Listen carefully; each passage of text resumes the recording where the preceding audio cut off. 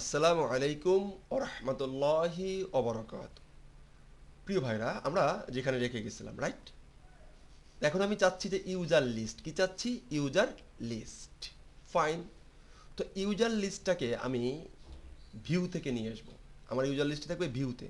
তো চলুন একটা এইচটিএমএল টেবিল নিয়ে আসি। বি ডাবল ও টি বুট স্টাফ টি এ বিল টেবিল। ওকে, ডাব্লিউ3 স্কুলে যাই, একটা টেবিল ফরম্যাট নিয়ে আসি। তো ফাইন, আমার একটা টেবিল আছে, এখানে একটা টেবিল আছে, ইউজার লিস্ট আছে। তো আমি একটা ব্লেড তৈরি করি। কি তৈরি করব? Blade. User list list dot BLA blade dot BLA D blade dot PHP. That's it. আমরা একটা ব্লেড তৈরি করলাম, এখানে আমরা কি করব? পেস্ট করে দিলাম। দ্যাটস ইট, এত কিছু, আর কিছু না। তো ইউজারের ইনফরমেশন আমরা পেয়ে গেলাম এখান থেকে, first time last time email, যা হোক, ব্লা ব্লা ব্লা কিছু। এখন এই বিলেটটাকে, আমরা যে বিলেটটা নিলাম, এই বিলেটটাকে আমার এই ইউজার লিস্টের মাধ্যমে শো করব। ফাইন। তাহলে কি করতে হবে? আমরা এর আগের পর্বে দেখছি, এখন একটু আরেকটু দেখবো। ওকে, ভিউ কি করব? ভিউকে কল করব, ভিআই ডাব্লিউ ভিউ। ভিউকে কল করার পরে আমাদের কি করতে হবে? স্ট্রিং এর ভিতরে কি করতে হবে? স্ট্রিং নিতে হবে। কি নিতে হবে? স্ট্রিং। স্ট্রিং এর ভিতরে আমাকে বলে দিতে হবে যে আমি কোন বিলেটে যাব, আমি কোন রুটে যাব, কোন রুটে যাব। তো আমি সে যাব হচ্ছে কি ইউজার লিস্ট, ইউজার লিস্ট বিলেট। তাহলে ইউজার লিস্ট বিলেট ডট পিএইচপি লেখা লাগবে না, ও ওর মেকানিজমে ধরে নেবে যে এরপরে বিলেট ডট পিএইচপি আছে বা পি ডট পিএইচপি আছে। ফাইন, আমি সেভ দিলাম। অ্যান্ড এইখান থেকে এবার যদি আমি এখান থেকে এইটাকে হিট করি, দেখি আমার টেবিল চলে আসছে। দেখেন, তাহলে আমার টেবিল চলে আসলো। ফাইন। কারণ হচ্ছে না ভাই, আমি বেলেট ইউজ করবো না, আমি যেহেতু পিএইচপিটা ইউজ করবো, আমি পিএইচপিটা দেখবো। তাহলে কীভাবে করবো ভাই? কোনো সমস্যা নেই, দেখি। সিএটিই ক্যাটাগরি লিস্ট ডট পিএইচপি। তো ক্যাটাগরি লিস্টে একই জিনিস আমি দিলাম। ফাইন। এখন আমি দেখি ক্যাটাগরি ডট পিএইচপিটা এটা ওপেন করতে পারি কি না। সিএটিই ক্যাটাগরি লিস্ট। ফাইন। তো আমি ওয়েবে আমি আমার প্রথমে চলে যাবো এইখানে, এখানে যে লিখবো ইউজার লিস্ট, এখানে লিখবো হচ্ছে CATEGO category list, category list. Fine, copy করে রাখি, এইটা আমারই নট ফাউন্ড। তাহলে আবার তৈরি করি। কোথায় তৈরি? ও কোথায় চলে আসতেছে? ও চলে আসতেছে, আমি কিন্তু বোঝাতে চেষ্টা করতেছি। এখানে যখন হিট করতেছি, ও চলে আসতেছে হচ্ছে, এখান থেকে ভালো বুঝতে পারবেন। ও চলে আসতেছে এসটিডক্সি ভিতর, মানে প্রজেক্টে যাচ্ছে। প্রজেক্টে থেকে প্রথমে চলে যাচ্ছে মানে হচ্ছে যে পাবলিকের ভিতরে, পাবলিক সে ইন্ডেক্স রেফার করতেছে। তো লাভ ও চলে প্রথমে রাউটে চলে, প্রথম কথা রাউটে চলে আসতেছে। ফাইন। রাউটের কথা হচ্ছে ওয়েবে আসতেছে। ওয়েবে এসে ও খুঁজতেছে যে ওই রুটটা, ও রাউটটাও লেখা এখানে লেখা আছে কি না, লেখা আছে কি না। ফাইন।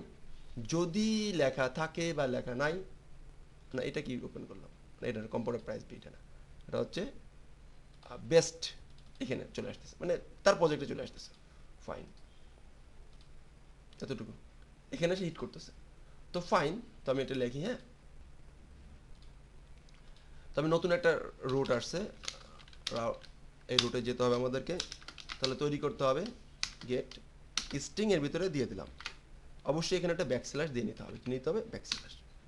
ফাইন। এরপরে আমি একটা ফাংশন লিখবো, কল ব্যাক ফাংশন বা অ্যাকশন বা অ্যানোনিমাস ফাংশন। FUNCTI function. ফাংশনের head and RET1 return view, then কি ক্যাটাগরি লিস্ট। এই যে ক্যাটাগরি লিস্ট, এই ক্যাটাগরি লিস্ট এখানে CATEGORY list, category list, category list. That's it, আমার হয়ে গেল ক্যাটাগরি লিস্ট। এবার দেখি এই ক্যাটাগরি লিস্ট আমি এখানে পেস্ট করছিলাম না, দেখি ডট, এটা কিন্তু ডট পিএইচপি তে লিখছিলাম। কি লিখছিলাম? Dot PHP. ফাইন, দেখি এটা শো করে কি না। আমি যদি আমার ব্রাউজারে চলে যাই, রিলোড দিই, একটা ইরোর খাইছি, একটা সিনট্যাক্স ইরোর। চলুন আনএক্সপেক্টেড কমা, আনএক্সপেক্টেড কমা। ফাইন। তো এখানে চলে যাই, আমি এখানে একটা আনএক্সপেক্টেড কমা, সে পাচ্ছে যে তুমি একটা আনএক্সপেক্টেড কমা ইউজ করেছো। ফাইন। ক্যাটাগরি লিস্ট কমা ফাংশন সেমিকলন দেই নাই, কত নম্বর লাইন, লাইন নম্বর সে ধরছে, এখানে সে ধরতেছে, ফাইন আমি রিলোড দেই, পেয়ে গেছে। তো প্রবলেম থাকলে প্রবলেম বলবে, কোথায় প্রবলেম সেই জিরোটা আমরা সলভ করতে হবে। আমরা অনেক সময় দেখি যে প্রবলেমটা পড়ি না, প্রবলেমে আসলে প্রোগ্রামাররা প্রবলেম পড়বে, এটাই স্বাভাবিক, এটাই ন্যাচারাল, যে কোড করবে সে প্রবলেম পড়বেই। ফাইন, তো আচ্ছা এখানে না, আমাদের এখানে তো আপডেট বলতেছে চলে আসছে, আমরা এই এডিটরে ছিলাম। তার মানে আমরা কি শিখলাম এবার, আমরা শিখলাম হচ্ছে ব্লেড ডট পিএইচপি এবং হলো যে যাওয়ার হচ্ছে ডট পিএইচপি, যে কোনো ভিউ ফাইল আমরা আমাদের রাউটের মাধ্যমে ওপেন করতে পারবো ইনশাআল্লাহ। এখন এটা তো রাউট করতে পারলাম, ব্লেড তৈরি করতে পারলাম, কিন্তু আমি চাচ্ছি যে ভাই আমার ইউজার নেমটাও আমি এখান থেকে শো করাতে চাই।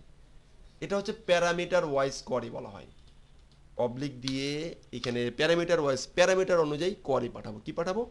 প্যারামিটার ওয়াইজ কোয়ারি পাঠাবো। এটা হাউ, এটা কিভাবে করব ভাই আমি তো বুঝতে চাচ্ছি। এখন এই রাউটিংটা আমরা দুই প্রকার করতে পারি।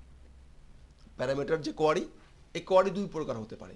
এক নম্বর হতে পারে, আচ্ছা এখানে বারবার ওপেন করতেছি, সমস্যা নেই। এক নম্বর হতে পারে হলো যে এই প্যারামিটার ওয়াইজ কোয়ারি যেটা রাউটিং যেটা আছে, আরও আমরা একটু লিখে নেই, R O U routing PARAM parameter wise.